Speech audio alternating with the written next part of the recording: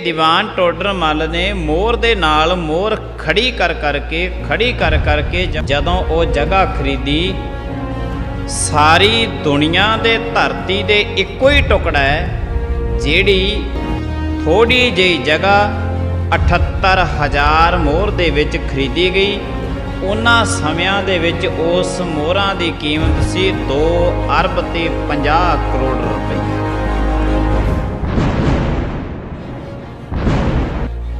ਇੱਧਰੋਂ ਬਾਬਾ ਮੋਤੀ ਰਾਮ ਮਹਿਰੇ ਦਾ ਵੀ ਪਤਾ ਚੱਲ ਗਿਆ ਉਹਨਾਂ ਨੂੰ ਕਿ ਇਹ ਮਾਤਾ ਨੂੰ ਅਤੇ ਸਾਹਿਬਜ਼ਾਦਿਆਂ ਨੂੰ ਦੁੱਧ ਪਿਲਾਉਂਦਾ ਰਿਹਾ।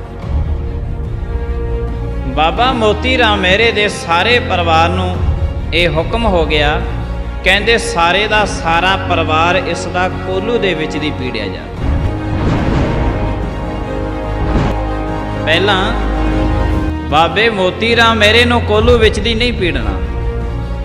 ਕਿੱਥੋਂ ਸ਼ੁਰੂ ਕੀਤਾ? ਸਭ ਤੋਂ ਪਹਿਲਾਂ ਬਾਬੇ ਮੋਤੀ ਰਾਮ ਮਹਿਰੇ ਦੇ ਬੇਟੇ ਨੂੰ, ਜਿਹਦੀ ਛੋਟੀ ਜਿਹੀ ਉਮਰ, ਕੋਲੂ ਚਲਾ ਕੇ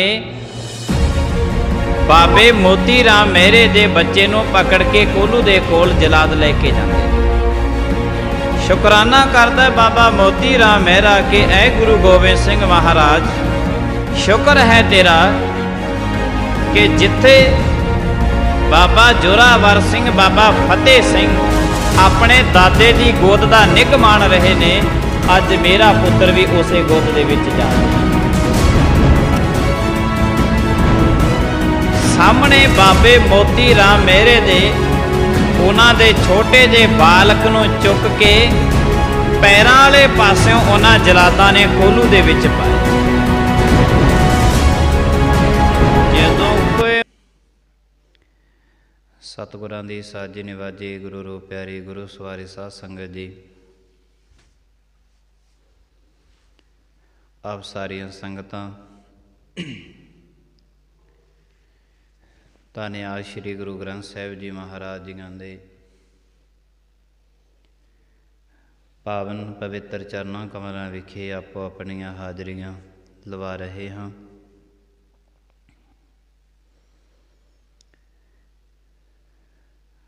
ਗੁਰੂ ਸਾਹਿਬ ਜੀ ਮਹਾਰਾਜ ਸਾਹਿਬ ਸ਼੍ਰੀ ਗੁਰੂ ਗੋਬਿੰਦ ਸਿੰਘ ਮਹਾਰਾਜ ਜੀਆਂ ਦੇ ਪਾਵਨ ਪਵਿੱਤਰ ਇਤਿਹਾਸ ਦੀ ਜੋ ਲੜੀਵਾਰ ਕਥਾ ਚੱਲ ਰਹੀ ਹੈ,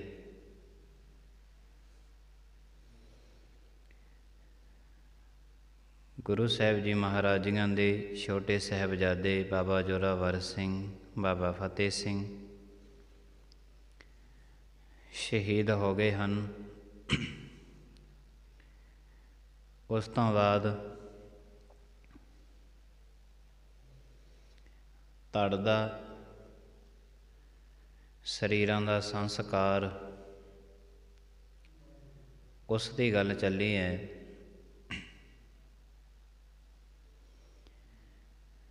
ਸਰੀਰਾਂ ਦੇ ਸੰਸਕਾਰ ਕਰਨ ਵਾਸਤੇ ਕੋਈ ਵੀ ਤਿਆਰ ਨਹੀਂ ਹੈ, ਕਿਉਂਕਿ ਮੁਗਲ ਸਰਕਾਰ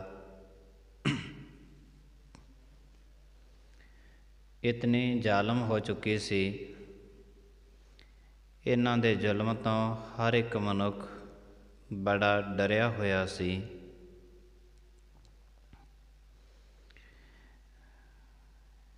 ਇਹ ਜ਼ਾਲਮ ਸਰਕਾਰ, ਮੁਗਲ ਸਰਕਾਰ ਨੇ ਐਲਾਨ ਕਰ ਦਿੱਤਾ ਹੈ, ਕਹਿੰਦੇ ਜਿਸ ਨੇ ਸਾਹਿਬਜ਼ਾਦਿਆਂ ਦਾ ਅਤੇ ਮਾਤਾ ਗੁਜਰੀ ਦਾ ਸਰੀਰਾਂ ਦੇ ਸੰਸਕਾਰ ਕਰਨੇ ਨੇ, ਉਹ ਜਗ੍ਹਾ ਇੱਥੇ ਮੁੱਲ ਖਰੀਦ ਸਕਦੇ ਨੇ। ਔਰ ਜਿਹੜਾ ਕੋਈ ਜਗ੍ਹਾ ਦਾ ਮੁੱਲ ਪਾ ਦੇਵੇਗਾ, ਉਹਨੂੰ ਉਹਨਾਂ ਦੇ ਧੜਾਂ ਦੇ ਸਰੀਰਾਂ ਦੇ ਸੰਸਕਾਰ ਕਰਨ ਦੀ ਇਜਾਜ਼ਤ ਮਿਲੇਗੀ। ਜਦ ਮੁਗਲ ਸਰਕਾਰ ਨੇ ਹੁਕਮ ਕੀਤਾ ਤੇ ਦੀਵਾਨ ਟੋਡਰ ਮੱਲ, ਜਿਸ ਨੂੰ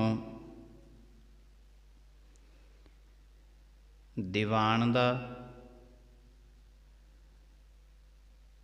ਅਤੇ ਰਾਏ ਦਾ ਖਿਤਾਬ ਸਰਕਾਰਾਂ ਵੱਲੋਂ ਲੰਮੇ ਟਾਈਮ ਤੋਂ ਲੈ ਕੇ ਮਿਲਿਆ ਹੋਇਆ ਸੀ। ਔਰ ਦੀਵਾਨ ਟੋਡਰਮੱਲ ਦਾ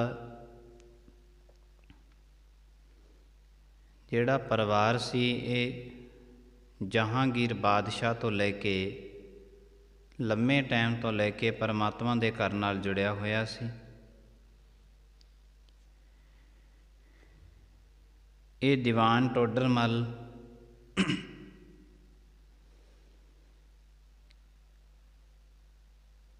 ਲੰਮੇ ਟਾਈਮ ਤੋਂ ਲੈ ਕੇ ਪਰਮਾਤਮਾ ਦੇ ਘਰ ਦੇ ਨਾਲ ਜੁੜੇ ਹੋਏ ਸਨ। ਔਰ ਇਹਨਾਂ ਨੇ ਇਜਾਜ਼ਤ ਮੰਗੀ ਹੈ, ਕਹਿਣ ਲੱਗੇ ਜੇ ਤੁਹਾਡਾ ਇਹ ਹੁਕਮ ਹੈ ਅਤੇ ਜਿੰਨੀ ਕੁ ਤੁਸੀਂ ਜਗ੍ਹਾ ਦੇਣੀ ਹੈ ਸਰੀਰਾਂ ਦੇ ਸੰਸਕਾਰ ਵਾਸਤੇ, ਮੈਂ ਉਹ ਜਗ੍ਹਾ ਲੈਣ ਨੂੰ ਤਿਆਰ ਹਾਂ। ਕਿਉਂਕਿ ਇਹ ਦੀਵਾਨ ਟੋਡਰਮੱਲ ਦਿੱਲੀ ਤੋਂ ਲੈ ਕੇ ਲਾਹੌਰ ਤੱਕ ਬਹੁਤਾ ਏਰੀਆ, ਜਿੱਥੇ ਏਰੀਆ ਦੇ ਵਿੱਚ ਇਹ ਫੌਜਾਂ ਨੂੰ ਇਹਨੇ ਭੋਜਨ ਛਕਾਉਣਾ, ਹੋਰ ਸੇਵਾਵਾਂ ਕਰਨੀਆਂ, ਇਹ ਲੰਮੇ ਟਾਈਮ ਤੋਂ ਲੈ ਕੇ ਕਰਦਾ ਆ ਰਿਹਾ ਸੀ। ਅਤੇ ਇਹਨਾਂ ਨੂੰ ਉਸ ਦੇ ਬਦਲੇ 50 ਲੱਖ ਟਕਾ ਸਰਕਾਰ ਵੱਲੋਂ ਮਿਲਦਾ ਰਹਿੰਦਾ ਸੀ। ਕਿਉਂਕਿ ਜਿਹੜੀ ਇਮਾਨਦਾਰੀ ਹੈ ਇਹ ਜਿਵੇਂ ਜਿਵੇਂ ਜਿਹੜੀਆਂ ਸਰਕਾਰਾਂ ਨੂੰ ਪਤਾ ਲੱਗਿਆ ਉਹ ਵਾਜਬ ਇਨਾਮ ਦਿੰਦੀਆਂ ਰਹੀਆਂ।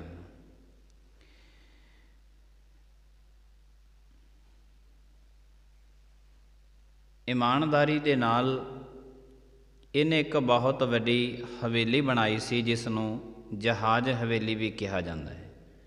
ਕਿਉਂਕਿ ਉਹਨਾਂ ਸਮਿਆਂ ਦੇ ਵਿੱਚ ਉਹ ਹਵੇਲੀ ਦਾ ਜਿਹੜਾ ਆਕਾਰ ਸੀ ਉਹ ਜਹਾਜ਼ ਦੀ ਤਰ੍ਹਾਂ ਸੀ। ਅਤੇ ਬਹੁਤਾ ਧਨ ਹੋਣ ਦੇ ਕਾਰਨ ਕਰਕੇ ਇਹਨੇ ਬਹੁਤ ਵੱਡੀ ਹਵੇਲੀ ਬਣਾਈ ਹੋਈ ਸੀ ਜਹਾਜ਼ ਦੇ ਨਕਸ਼ੇ ਦੇ ਮੁਤਾਬਕ, ਤੋਂ ਇਸ ਨੂੰ ਜਹਾਜ਼ ਹਵੇਲੀ ਕਿਹਾ ਜਾਂਦਾ ਸੀ। ਅਤੇ ਇਹਨਾਂ ਨੇ ਇਜਾਜ਼ਤ ਮੰਗੀ ਅਤੇ ਉਹ ਕਹਿਣ ਲੱਗੇ ਵੀ ਠੀਕ ਹੈ। ਦੀਵਾਨ ਟੋਡਰਮੱਲ ਦਾ ਸਭ ਨੂੰ ਪਤਾ ਸੀ ਵੀ ਅਮੀਰ ਬਹੁਤ ਹੈ, ਚੱਲ ਕਹਿੰਦੇ ਤੂੰ ਜਗ੍ਹਾ ਖਰੀਦ ਲੈ, ਪਰ ਤੇਰੇ ਵਾਸਤੇ ਇੱਕ ਸ਼ਰਤ ਹੈ ਕਿ ਜਿੰਨੀ ਜਗ੍ਹਾ ਤੂੰ ਖਰੀਦਣੀ ਹੈ ਨਾ ਓਨੀ ਜਗ੍ਹਾ 'ਤੇ ਮੋਹਰਾਂ ਵਿਛਾ ਦੇ। ਜਿੰਨੀ ਜਗ੍ਹਾ 'ਤੇ ਤੂੰ ਮੋਹਰਾਂ ਵਿਛਾ ਦੇਂਗਾ ਤੈਨੂੰ ਓਨੀ ਜਗ੍ਹਾ ਦਿੱਤੀ ਜਾਊਗੀ।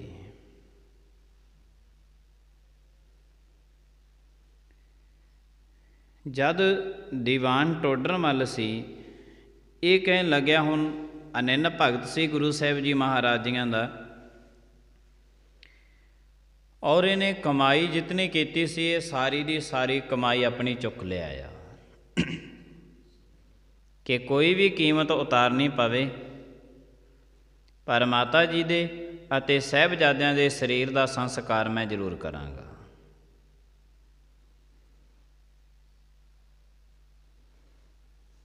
ਜਦ ਇਹ ਮੋਹਰਾਂ ਵਿਛਾਉਣ ਲੱਗਿਆ ਧਰਤੀ 'ਤੇ ਧਰਤੀ 'ਤੇ ਮੋਹਰਾਂ ਵਿਛਾਉਣ ਲੱਗਿਆ, ਇਹਨਾਂ ਦੇ ਦੀਵਾਨ ਸੁੱਚਾਨੰਦ ਵਰਗਿਆਂ ਦੇ, ਵਜ਼ੀਰ ਖਾਂ ਵਰਗਿਆਂ ਦੇ ਫਿਰ ਬੇਈਮਾਨੀ ਜਾਗੀ ਹੈ। ਕਿਉਂਕਿ ਜਿਹੜਾ ਮਨੁੱਖ ਬੇਈਮਾਨ ਹੋ ਜੇ ਨਾ, ਦੁਨੀਆ ਦੇ ਕਿਸੇ ਵੀ ਧਰਮ ਦਾ ਉਹ ਮਨੁੱਖ ਨਹੀਂ ਹੋ ਸਕਦਾ। ਔਰ ਮਨੁੱਖ ਜਿਹੜਾ ਬੇਈਮਾਨ ਹੋ ਜੇ ਉਹ ਇੱਕ ਵਾਰੀ ਬੇਈਮਾਨੀ ਨਹੀਂ ਕਰਦਾ, ਵਾਰੀ ਵਾਰੀ ਬੇਈਮਾਨੀ ਕਰਦਾ ਰਹਿੰਦਾ ਹੈ। ਕਿਉਂਕਿ ਬੇਈਮਾਨੀ ਕਰਨ ਦੀ ਉਸ ਦੇ ਅੰਦਰ ਛਾਪ ਬਣ ਜਾਂਦੀ ਹੈ।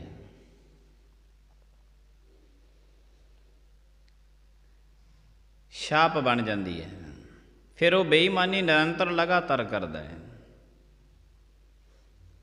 ਇਹ ਬੇਈਮਾਨ ਹੋਏ, ਇਹਨਾਂ ਨੂੰ ਪਤਾ ਸੀ ਕਿ ਦੀਵਾਨ ਟੋਡਰਮੱਲ ਦੇ ਕੋਲ ਮੋਹਰਾਂ ਬਹੁਤ ਨੇ। ਜਦੋਂ ਵਿਛਾਉਣ ਲੱਗਿਆ ਕਹਿੰਦੇ ਵਿਛਾ ਕੇ ਨਹੀਂ, क्योंकि जद विछाई जाती है मोहर तो वो तकरीबन 3 बाई 3 सेंटीमीटर का जिहड़ा घेरे नूं वो कवर कर लैंदी है एक मोहर।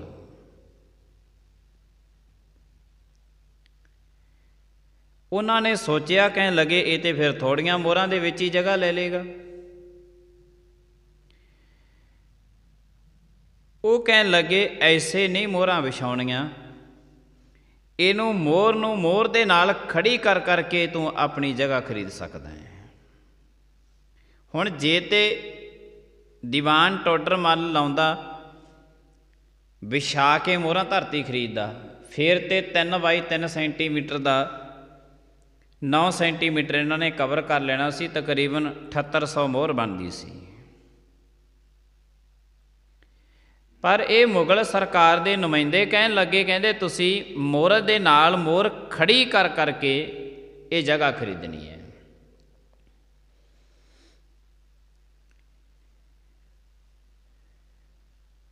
ये कहते ठीक है, जिवें हुण ते हुक्म ते तुहाडा ही चलेगा। फिर ये दीवान टोडर मल ने मोहर दे नाल मोहर खड़ी कर करके जदों वो जगह खरीदी, सारी दुनिया दे धरती दे एको ही टुकड़ा है जिहड़ी थोड़ी जी जगह 78,000 मोहर दे विच खरीदी गई। उन्हां समियां दे विच उस मोहरां दी कीमत सी 2 अरब ते 50 करोड़ रुपईया। इतनी कीमत 4 सेंटीमीटर धरती खरीदी गई है। कोई इतिहासकार 4 फुट लिखते ने, थोड़ी जी जगह धरती का टुकड़ा 2 अरब ते 50 करोड़ दे विच विकिया। इतनी क तैनूं इजाजत दिंने आ, 78,000 मोहरां दे नाल ये धरती खरीद लई दीवान टोडर मल ने। दीवान टोडर मल ने ये जगह खरीद के, और गजब की गल सी कि इन्हें दोने साहिबजादियां दा अते माता गुजर कौर जियां दा जिहड़ा शरीर सी इकल्ले नहीं चुकिया सी। कोई भी मनुख इस गल वास्ते तैयार नहीं होया सी कि दीवान टोडर मल दे नाल असीं ये शरीर चुकवा दईए।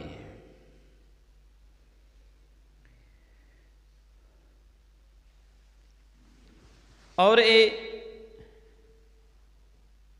जद 1947 दे विच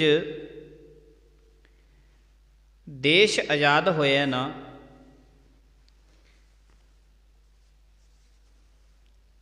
ते उस तो बाद दे विच सब तो जिहड़ा पहला भारत दा सिक्ख्या मंत्री बनिया सी, उसका नाम सी मौलाना अब्दुल कलाम आज़ाद। उन्हें अपनी एक किताब लिखी सी, हिंद के उलाम अकरम बा अकरम। ये किताब लम्मा समा स्कूलों दे विच पढ़ाई जाती सी। वो किताब दे विच उन्हें लिखिया सी, कहन लगे हो सकता है कि तुहाडे लखां करोड़ां गुनाह अल्लाह ताला माफ़ कर दे, पर ਜਿਹੜੇ ਤੁਸੀਂ अपनी शरह तो उल्ट हो के कर्म कीते ने, बेईमानी करके कीते ने, जान बुझ के बेईमानी कर कीते ने, ये कर्म कदे अल्लाह ताला तुहाडे माफ़ नहीं करेगा। उन्हें अपनी किताब दे विच लिखिया सी, क्योंकि इत्थे ही वस नहीं मनुख करदा, हर एक जगह ते बेईमानी दे उत्ते बेईमानी दे उपर फिर बेईमानी करदा ही रहिंदा है। ਜਿਹੜੇ मनुख की आदत बन जे, सुभाव बन जे। इधरों बाबा मोती राम मेहरे का भी पता चल गया उन्होंने कि ये माता नूं अते साहिबजादियां नूं दुध पिलाउंदा रहा। उन्हां टाइमां दे विच ਵਜ਼ੀਰ ਖਾਂ ਵਰਗਿਆਂ ਨੇ ਸਾਰਿਆਂ ਨੂੰ ਕਿਹਾ ਸੀ ਕਿ ਜਿਹਨੇ ਪਨਾਹ ਦਿੱਤੀ ਜਾਂ ਇਹਨਾਂ ਨਾਲ ਕੋਈ ਗੱਲਬਾਤ ਕੀਤੀ ਉਹਨਾਂ ਨੂੰ ਸਖਤ ਤੋਂ ਸਖਤ ਸਜ਼ਾਵਾਂ ਦਿੱਤੀਆਂ ਜਾਣਗੀਆਂ। ਬਾਬਾ ਮੋਤੀ ਰਾਮ ਮਹਿਰਾ ਜੀ ਇਹਨਾਂ ਨੂੰ ਕਚਹਿਰੀ ਦੇ ਵਿੱਚ ਪੇਸ਼ ਕੀਤਾ ਗਿਆ ਔਰ ਵਜ਼ੀਰ ਖਾਂ ਦੀ ਕਚਹਿਰੀ ਦੇ ਵਿੱਚ ਇਹਨਾਂ ਨੂੰ ਹੁਕਮ ਦੇ ਦਿੱਤਾ ਗਿਆ। ਕਹਿਣ ਲੱਗੇ ਇਹਨਾਂ ਦੇ ਸਾਰੇ ਪਰਿਵਾਰ ਨੂੰ ਵੱਡੇ ਤੋਂ ਵੱਡੇ ਸਜ਼ਾ ਦੇ ਕੇ ਖਤਮ ਕੀਤਾ ਜਾਵੇ।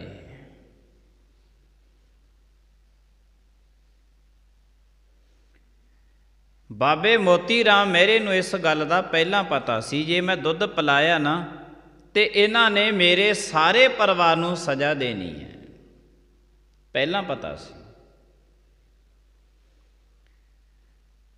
ਬਾਬਾ ਮੋਤੀ ਰਾਮ ਮਹਿਰੇ ਦੇ ਸਾਰੇ ਪਰਿਵਾਰ ਨੂੰ ਇਹ ਹੁਕਮ ਹੋ ਗਿਆ, ਕਹਿੰਦੇ ਸਾਰੇ ਦਾ ਸਾਰਾ ਪਰਿਵਾਰ ਇਸ ਦਾ ਕੋਲੂ ਦੇ ਵਿੱਚ ਦੀ ਪੀੜਿਆ ਜਾਵੇ।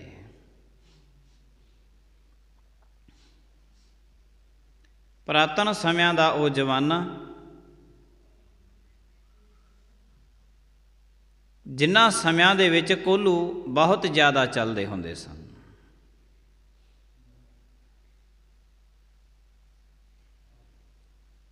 ਕੋਲੂ ਦੇ ਕੋਲ ਕੀਤਾ ਗਿਆ ਉਸ ਦੇ ਬਾਬੇ ਮੋਤੀ ਰਾਮ ਦੀ ਪਤਨੀ, ਉਹਨਾਂ ਦੀ ਮਾਤਾ ਅਤੇ ਉਹਨਾਂ ਦੇ ਬੇਟਾ ਅਤੇ ਬੇਟੀ।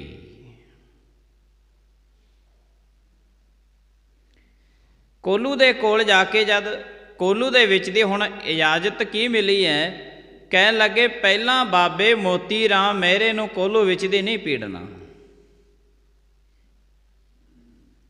ਪਹਿਲਾਂ ਬਾਬੇ ਮੋਤੀ ਰਾਮ ਮਹਿਰੇ ਨੂੰ ਕੋਲੂ ਵਿੱਚ ਦੀ ਨਹੀਂ ਪੀੜਨਾ। ਕਿੱਥੋਂ ਸ਼ੁਰੂ ਕੀਤਾ?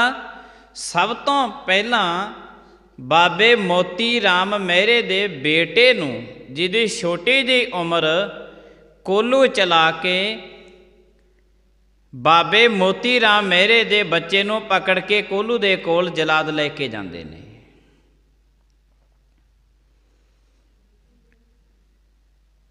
ਪਿਛਾਂਹ ਵੱਲ ਤੱਕਦਾ ਹੈ, ਆਪਣੇ ਮਾਤਾ ਪਿਤਾ ਵੱਲ, ਦਾਦੀ ਵੱਲ, ਸ਼ੁਕਰਾਨਾ ਕਰਦਾ ਬਾਬਾ ਮੋਤੀ ਰਾਮ ਮਹਿਰਾ ਕਿ ਐ ਗੁਰੂ ਗੋਬਿੰਦ ਸਿੰਘ ਮਹਾਰਾਜ, ਸ਼ੁਕਰ ਹੈ ਤੇਰਾ ਕਿ ਜਿੱਥੇ ਬਾਬਾ ਜ਼ੋਰਾਵਰ ਸਿੰਘ, ਬਾਬਾ ਫਤਿਹ ਸਿੰਘ ਆਪਣੇ ਦਾਦੇ ਦੀ ਗੋਦ ਦਾ ਨਿੱਘ ਮਾਣ ਰਹੇ ਨੇ, ਅੱਜ ਮੇਰਾ ਪੁੱਤਰ ਵੀ ਉਸੇ ਗੋਦ ਦੇ ਵਿੱਚ ਜਾ ਰਿਹਾ ਹੈ। ਧੰਨ ਜਿਗਰਾ ਸੀ ਉਹਨਾਂ ਦਾ। ਸਾਹਮਣੇ ਬਾਬੇ ਮੋਤੀ ਰਾਮ ਮਹਿਰੇ ਦੇ ਉਹਨਾਂ ਦੇ ਛੋਟੇ ਜਿਹੇ ਬਾਲਕ ਨੂੰ ਚੁੱਕ ਕੇ ਪੈਰਾਂ ਵਾਲੇ ਪਾਸਿਓਂ ਉਹਨਾਂ ਜਲਾਦਾਂ ਨੇ ਕੋਲੂ ਦੇ ਵਿੱਚ ਪਾਏ।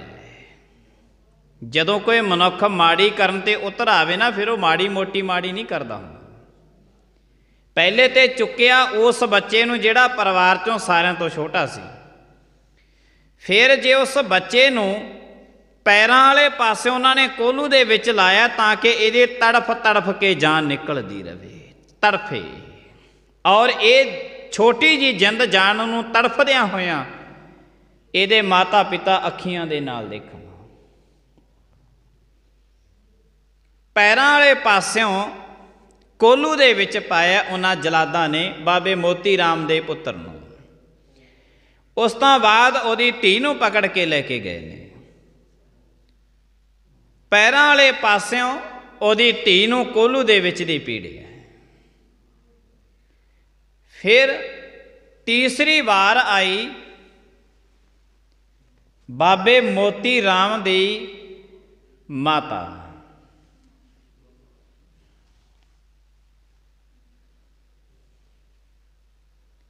ਬਾਬੇ ਮੋਤੀ ਰਾਮ ਦੀ ਮਾਤਾ, ਮਾਤਾ ਨੂੰ ਪਕੜ ਕੇ ਲਗਾਏ ਨੇ ਜਲਾਦ। ਚੱਲ ਰਿਹਾ ਕੋਲੂ, ਜਿੱਥੇ ਪੋਤੇ ਅਤੇ ਪੋਤੀ ਦੀਆਂ ਕੋਲੂ ਦੇ ਵਿੱਚ ਦੀ ਕੱਢ ਕੇ ਸਾਰੀ ਦੀਆਂ ਸਾਰੀਆਂ ਹੱਡ ਚੰਮ ਤਨ ਮਾਸ ਇੱਕੋ ਹੀ ਕਰ ਦਿੱਤਾ ਹੈ ਜਲਾਦਾਂ ਨੇ, ਉੱਥੇ ਦਾਦੀ ਖੜੀ ਹੈ।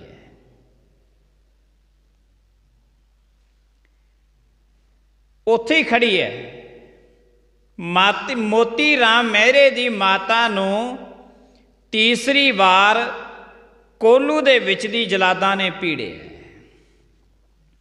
ਤੇ ਸਾਰੇ ਦਾ ਸਾਰਾ ਕੋਹਲੂ ਦਾ ਜਿਹੜਾ ਆਸਾ ਪਾਸਾ ਸੀ, ਸਾਰਾ ਕੋਹਲੂ ਸੀ, ਇਹ ਸਾਰੇ ਦਾ ਸਾਰਾ ਖੂਨ ਦੇ ਨਾਲ ਲੱਥ-ਪੱਥ ਹੋ ਗਿਆ।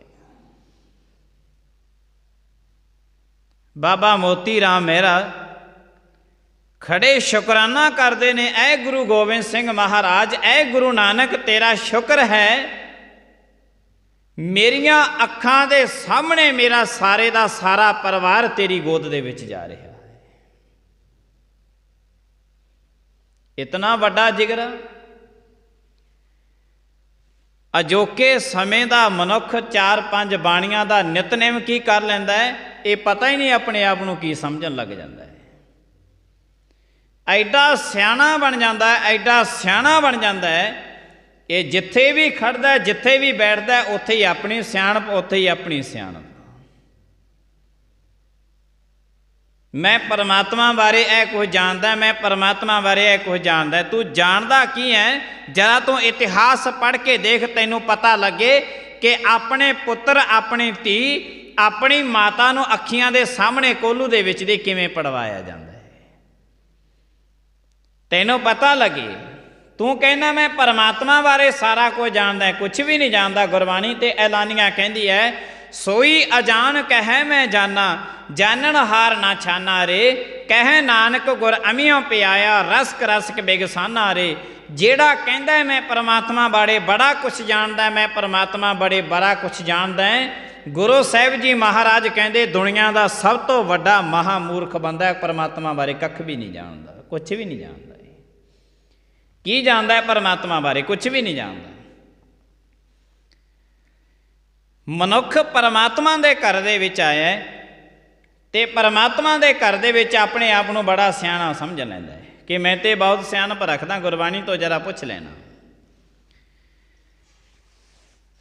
ਵਾਰੀ ਆਈ ਬਾਬੇ ਮੋਤੀ ਰਾਮ ਮਹਿਰੇ ਦੀ ਪਤਨੀ ਦੀ, ਉਹਨੂੰ ਵੀ ਚੱਕ ਕੇ ਜਲਾਦਾਂ ਨੇ ਕੋਹਲੂ ਦੇ ਵਿੱਚ ਦੀ ਪੀੜ ਦਿੱਤਾ ਹੈ। ਬਾਬੇ ਮੋਤੀ ਰਾਮ ਮਹਿਰੇ ਨੂੰ,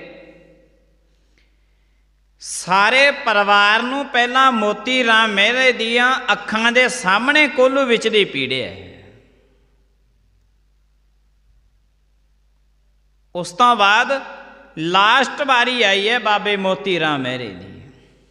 ਬਾਬੇ ਮੋਤੀ ਰਾਮ ਮਹਿਰੇ ਨੂੰ ਜਲਾਦਾਂ ਨੇ ਪਕੜਿਆ। ਪਕੜ ਕੇ ਉਹਨਾਂ ਜਲਾਦਾਂ ਨੇ ਬੜਾ ਤੇਜ਼ੀ ਦੇ ਨਾਲ ਜਿਹੜਾ ਕੋਹਲੂ ਚੱਲ ਰਿਹਾ ਸੀ, ਤੇ ਬਾਬਾ ਮੋਤੀ ਰਾਮ ਮਹਿਰਾ ਜੀ ਨਜ਼ਰ ਮਾਰਦੇ ਨੇ ਕੋਹਲੂ ਦੇ ਕੋਲ। ਕੋਹਲੂ ਦੇ ਵਿੱਚ ਦੀ ਜਦੋਂ ਸਰੀਰ ਪੀੜਿਆ ਜਾਂਦਾ ਨਾ, ਤੇ ਉਦੋਂ ਹੱਡ ਚੰਮ ਤਨ ਮਾਸ ਸਭ ਕੁਛ ਇੱਕੋ ਹੀ ਕਰ ਦਿੰਦਾ ਹੈ।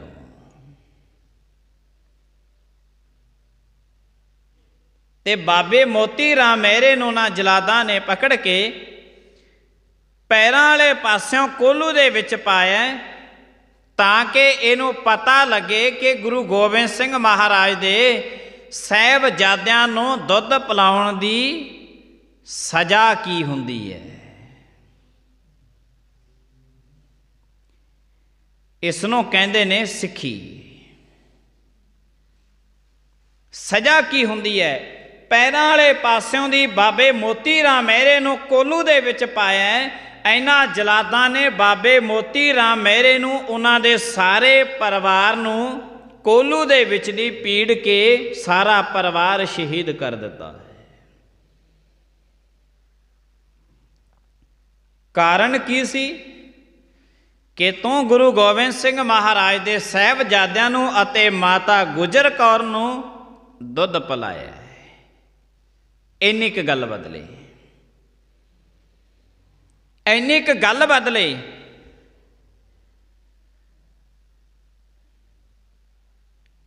ਇੰਨੀ ਕੁ ਗੱਲ ਦੇ ਬਦਲੇ ਇਹਨਾਂ ਨੇ ਸਾਰੇ ਦੇ ਸਾਰੇ ਪਰਿਵਾਰ ਨੂੰ, ਮੋਤੀ ਰਾਮ ਮਹਿਰੇ ਦੇ ਨੂੰ ਇੰਝ ਸ਼ਹੀਦ ਕੀਤਾ ਸੀ।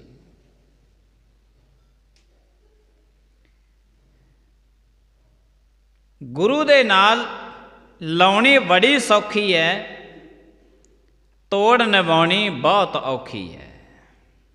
बड़ी औखी है। जिन्हां ने तोड़ निभाई है